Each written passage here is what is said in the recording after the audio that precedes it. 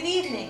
My name is Joni Beckenhauer. Today is Friday, June 5th, 2009, and welcome to tonight's edition of Big Top News, where we present all circus news all the time.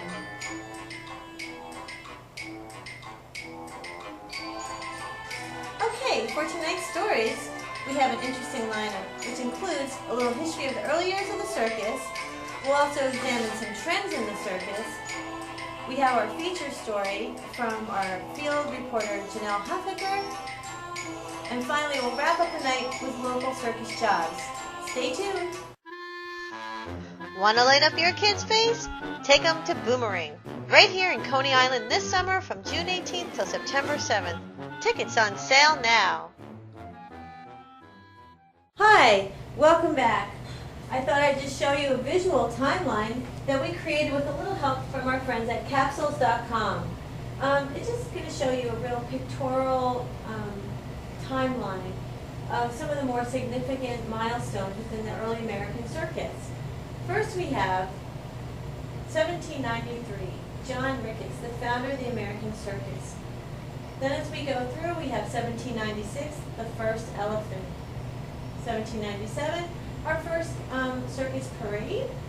I don't know if you can tell, but this is 1810, and this is when P.T. Barnum was born. I think we'll cruise along a little bit more. Here we have, in 1825, Joshua Purdy Brown put up the first circus tent. 1841, P.T. Barnum buys the American circus. And we'll just keep going a little farther along our timeline. 1872, we have the golden age of the circus. Also in 1872, we had the first large circus to move on a train anywhere in the country. 1882 was our first three-ring circus, of course by P.T. Barnum. In 1883, J.A. Bailey, inspired by displays at the World's Fair, presented Ethnological Congress, displaying cultures and foreign people to Americans. In 1884, Colonel William F. Buffalo Bill Cody creates the first American Wild West show. 1888, P.T. Barnum combines the circus shows to form Barnum and Bailey Circus. In 1890, Ringling Brothers Circus traveled by rail for the very first time. We move along our little timeline. In 1902, there were approximately 98 circuses and menageries, the highest number ever in U.S. history. 38 traveled by rail, and 7 traveled coast to coast. In 1907, Ringling Brothers acquired Barnum and Bailey Circus for $410,000. In 1919, Ringling Brothers combined their show with Barnum and Bailey Circus to create Ringling Brothers and Barnum and Bailey Combined Circus, the greatest show on earth. Whoa! In 1921, the American Circus Corporation is formed. In 1929, John Ringling buys the American Circus Corporation and Buffalo Bill's Wild West show. Jumping all the way up to 1950, and sort of the conclusion of our timeline, is when the circus started traveling by truck, and they started driving. They eventually did go back to train, but that was kind of the end of the golden era. And that kind of brings us where we are today, to the modern American circus. Hi, the circus season is in full swing, and this season, generally, which runs from late spring until the fall, Ringling Brothers and Barnum and Bailey Circus will be performing 3 different shows on the road, and they will be appearing all over the country. And they're called Boomerang, Zing Zang Zoom, and Over the Top. And this chart is going to show you kind of the cost per ticket for the 3 different shows. Now the shows are playing in different venues as well. Boomerang is playing in Coney Island. Well, it's playing other places too, but the ones I got the ticket prices from are from Coney Island, which is in New York.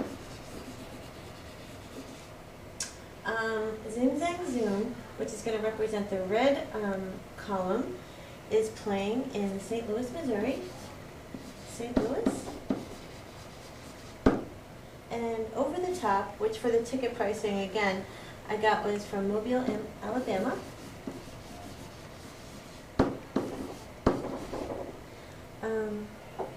As you can see, there's not a significant difference in the price.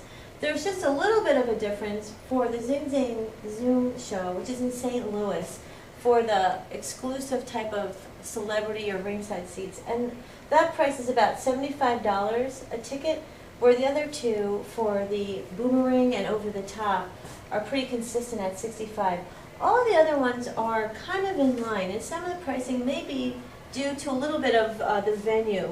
Some of the venues have more seating in some areas than they do have in others. So the circus would like to break a certain amount of money to be successful with that show. So generally the prices are consistent throughout, and this is pretty consistent throughout all of the whole country. That's all I have for you. And now our feature story from our field reporter, Janelle Hofecker. Take it, Janelle.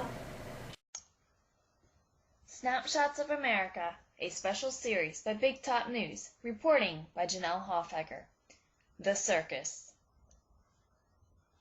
From the traditional pomp and circumstance of circus rings at Coney Island in New York to circus scenes at the Hagenbeck and Wallace Circus sideshow tents, the circus has grown to reflect the changing society and cultures of the American people.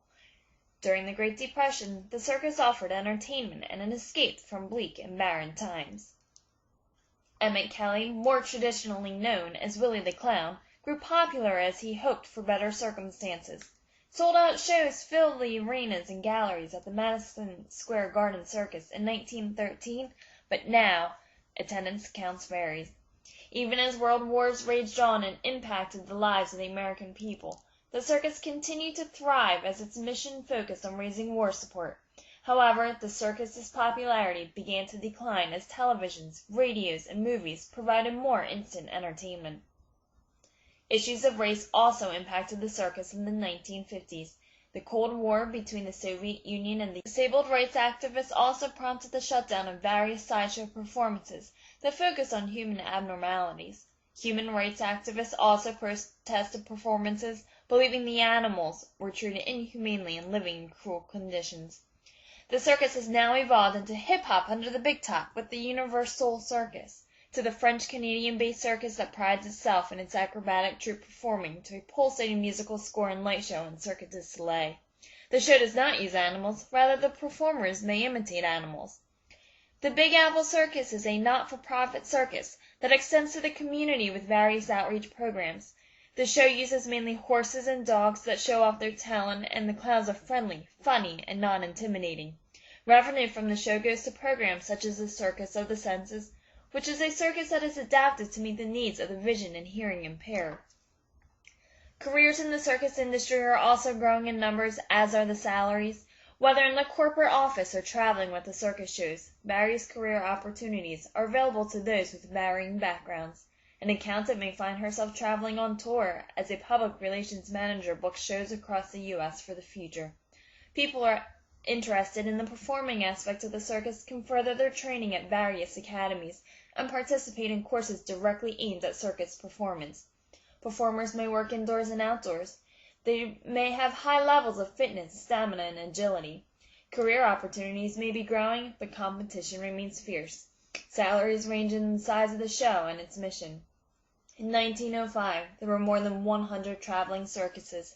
Today, there are fewer than 24 operating circuses, but this time-old classic entertainment continues to bring joy and laughter to families across the United States. Reporting for Big Top News, Janelle Hofecker. Thanks, Janelle. Our next story is from our affiliate news station reporter, Kristen Cole, from CBS 2 News in New York. What do you have for us, Kristen?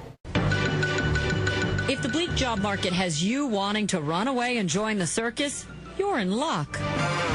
Next next place. Ringling Brothers needs 150 workers for Boomerang, running all summer long just steps off the Coney Island boardwalk. Trapeze artists and clowns need not apply. Ringling is looking for front-of-house workers to sell tickets, be ushers, and cleanup personnel with pay of up to $13 an hour.